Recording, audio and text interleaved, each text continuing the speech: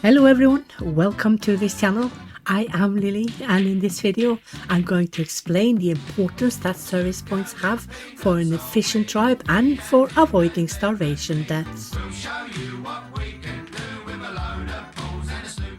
Let's start with clarifying what a service point is. A service point is the amount of spots in any storage option that members can access at the same time. With the new system of efficiency, we also have a few hidden events that can cause especially new players to have starvation deaths in their tribe, even if the amount of food is more than enough to feed the entire tribe. The previous system allowed members to waste a lot of time standing in line in front of the same storage facility to get food, especially if the player had placed down way too few facilities for members to divide themselves equally on. This has been reworked in this patch for efficiency and much less waste of time.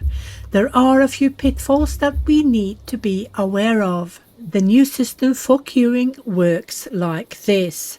Members will only queue for a specific amount of time and also skip any queue that is more than 5 to 6 members big. Another factor is also the food preferences that all the members will have. The food preferences will cause people to go over all storages that has their favorite food before they go look for the second choice of foods. Then they will go for the third favorite food, then the fourth, and so on. All of course based on what favorite food types are available in the tribe at that time.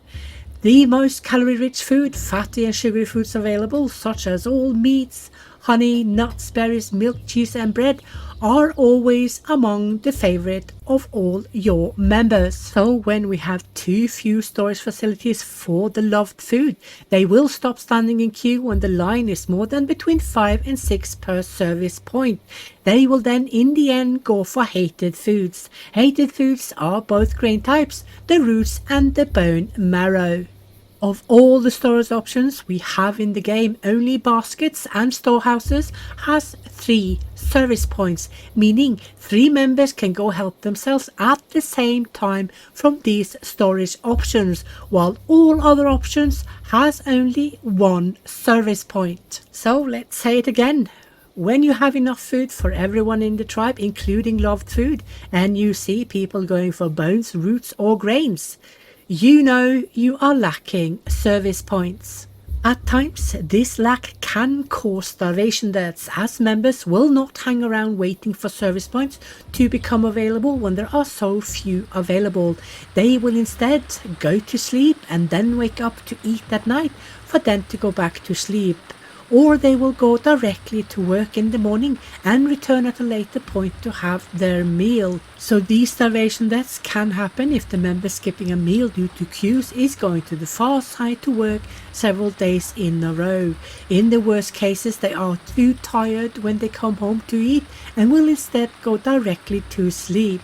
You will also have it in the smaller children, as they are already too fragile to handle any skipping of meals very well.